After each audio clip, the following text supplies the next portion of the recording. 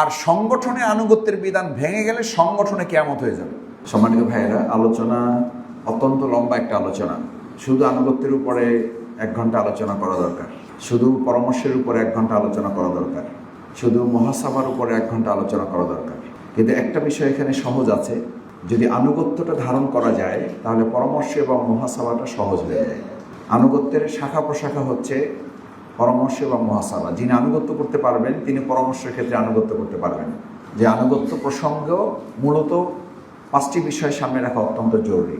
প্রথম কথা হচ্ছে, গোটা পৃথিবীটা আনুগত্যের একটা এক্সাম্পল, এটা আনুগত্যের একটা উদাহরণ। গোটা পৃথিবীটা মারাজাল বাহরাইনে ইয়ালতাকিয়ানে বাইনাহুমা বারযাখুল্লা ইয়াবগিয়ান। মারাজাল বাহরাইন, দুটো সাগর দেখো, আমি পরস্পর পাশ দিয়ে কি করাইছি, প্রবাহমান করাইছি, কিন্তু একটা আরেকটাকে কি করে না। যদি একটা আরেকটাকে লঙ্ঘন করে, আনুগত্য যদি এখানে ভেঙে যায়, ভালো করে খেয়াল করেন, আনুগত্য যদি এখানে ভেঙে যায় তাহলে গোটা পৃথিবীর মানুষ শুদ্ধ, বিশুদ্ধ এবং সুস্বাদু পানি পাওয়া থেকে গোটা পৃথিবীর মানুষ বঞ্চিত হবে। এখানে দেওয়াল দেওয়া আছে, চায়না দেওয়াল দিছে, হরমুজ প্রণালী আছে, এখানে দেয়ালটা কে দিয়েছেন? আপনি ভাবছেন, মানে এটা শুধু একটা বিষয় নিয়ে ভাবলে তো আপনার এই আলোচনা শেষ হয়ে যাওয়ার কথা। কিন্তু যা দেখা যায় যে একদম কালার ভিন্ন, টেস্ট ভিন্ন, সমস্ত জিনিসটা ভিন্ন, একসাথে চলছে, অথচ একটা আরেকটার মধ্যে প্রবেশ করছে না।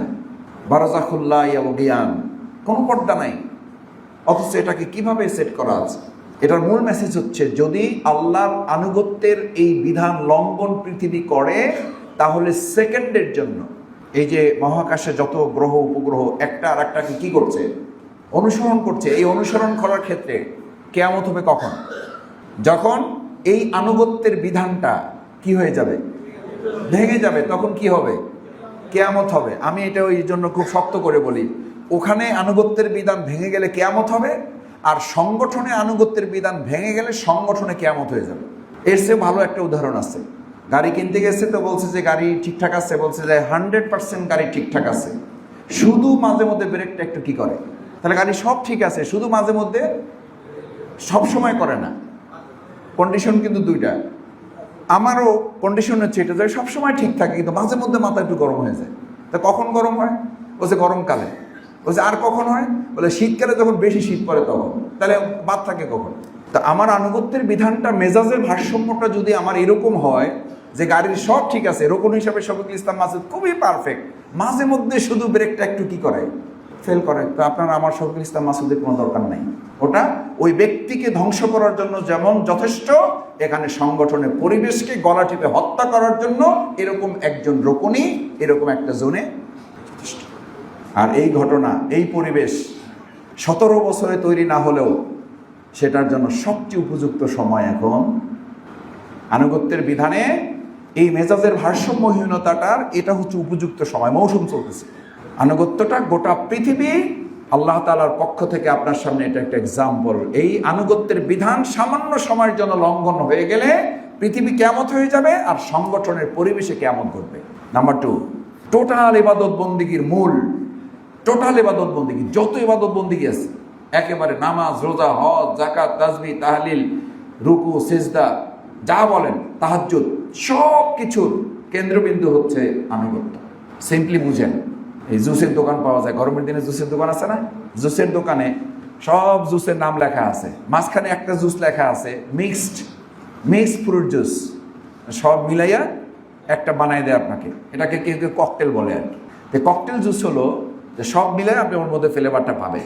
আনুগত্যটা হলো ককটেল জুস। তাহলে মিক্সড ফ্রুট দেওয়ার পরে যে জুসটা পাওয়া যায় ওটাকে মিক্সড জুস বলে, আর গোটা ইবাদত বন্দিগিকে একটা ব্লেন্ডার মেশিনে দেওয়ার পরে পাত্রে যেটাকে পাওয়া যাবে ওটার নাম হলো, ওটার নাম কিরকম? সালাত আদায় করেন, সালাতের জন্য প্রথম ধরেন ওযু, একটা হলো প্রক্রিয়া ওযু, আর একটা হলো পানি পান নাই, কি করবেন? তায়াম্মুম। পার্থক্য কি? ওযুতে 4 ফরজ আর তায়াম্মুমে 3 ফরজ। সিস্টেমটা বুঝেন। আপনি কোনোদিন নিজেকে জিজ্ঞেস করছেন, বিদ্রোহ করছেন, সায়েন্স থিওরি আপনি জানতে চাইছেন যে ভাই এটা কি ধরনের কথা হইলো, পানি পাইলাম না বিসমিল্লাহ বললে আল্লাহু আকবার, আল্লাহ তাআলা সিস্টেম করে দিলে কত সুন্দর হতো। সিস্টেম নাই, কিছু নাই, আপনি মাটি দিয়ে পরিষ্কার করতে বলেন, এটা কোনো যুক্তিতে আসে ভাই? বলেন, এটি নিয়ে কোনোদিন আর্গুমেন্টে গেছেন? কেন যান নাই? আনুগত্য, আর কিচ্ছু না, নাথিং, কিচ্ছু না। আপনাকে এই প্রসঙ্গটাই, শুধু এই ছোট্ট বিষয়টা, এটাই আপনাকে ধারণ করতে হবে। তৃতীয় আনুগত্যের বিষয় হলো ইচ্ছা অনিচ্ছা, পছন্দ আপনার না, কার? আল্লাহ। আপনি অস্তাকবারা, অহংকার, আমিই তো একমাত্র, এই চিন্তার সাথে আনুগত্যের কোনো সম্পর্ক নেই। আনুগত্য এগুলো মুক্ত। আনা খায়রুম মিন, তাকে সৃষ্টি করা হয়েছে মাটি থেকে, আমাকে সৃষ্টি করা হয়েছে আগুন থেকে, আমি তো তার চেয়ে শ্রেষ্ঠ। আমি তার চেয়ে শ্রেষ্ঠ, এই মানসিকতায় একজনকে আনুগত্য থেকে দূরে ঠেলে দেয়, আনুগত্যের বিধান থেকে তাকে সরিয়ে দেয়। ইবাদতের সামগ্রিকতা হচ্ছে, আপনি রোজা রাখেন, রোজার মূল মেসেজ কি? ধরেন আপনার এখন 6:25 ইফতার হয়, আপনার খিদে একটু কম লাগছে, চিন্তা করেন বেশি সওয়াবের উদ্দেশ্যে আজকে 6:35 ইফতার করবেন, সওয়াব বেশি হবে না কম হবে? কম হবে, রোজা হবে না। ইচ্ছাকৃত যদি করেন রোজা হবে না। তাহলে এখানে তো খিদার বিষয় না, এখানে তো পানি খাওয়ার বিষয় না, বিষয়টা হলো আপনাকে আনুগত্যটা মানতে হবে। এই জন্য আনুগত্যের এই বিধানে আপনাকে মনে রাখতে হবে, সমস্ত ইবাদতের মূল মেসেজ হচ্ছে সামেনা ওয়া তাআনা। এরপরেরটা হচ্ছে সাহাবা আজমাইন কেরামগণের মূল স্ট্যান্ডার্ড ছিল, মানদণ্ড ছিল, সাহাবা আজমাইন কেরামগণের মূল মানদণ্ড ছিল আনুগত্যের বিধান। তাদের কথাই ছিল সামেনা, ক্বালু সামেনা ওয়া তাআনা। আমরা যেমন মনে করি জানার জন্য জানা, এখন বাংলায় আমরা একটা কথা স্লোগান, এটা এইডসের জন্য একটা স্লোগান আছে। এইডস কি স্লোগান দেয়? মানতে হলে জানতে হবে। এটা কিন্তু এইডসের স্লোগান না, এটা হলো কোরআনের আয়াত। এটা আমাদের জন্য একটা দুর্ভাগ্যজনক ব্যাপার। গোটা পৃথিবীতে কোরআনের বিধানগুলোকে তারা তাদের মতো করে প্রচার করে কোরআন বিমুখ করার জন্য একটা চক্রান্ত আছে। কোরআনের কথা কোরআন দিয়ে তারা বলতে চায় না। মানতে হলে জানতে হবে, এইটা এইডসের স্লোগান না, এটা হলো সাহাবীদের বৈশিষ্ট্য। তারা বলছে এটা সামেনা ওয়া তাআনা। আমরা আসলে শুনতেছি, বুঝতেছি, জানতেছি, এই জানলেওয়ালা হওয়ার জন্য না, বিশেষজ্ঞ হওয়ার জন্য না, জ্ঞানী হওয়ার জন্য না, নিজেকে জাহির করার জন্য না, নিজেকে উপস্থাপন করার জন্য না। আমি জানতেছি, বুঝতেছি, অনুধাবন করতেছি, কিসের জন্য? কিসের জন্য?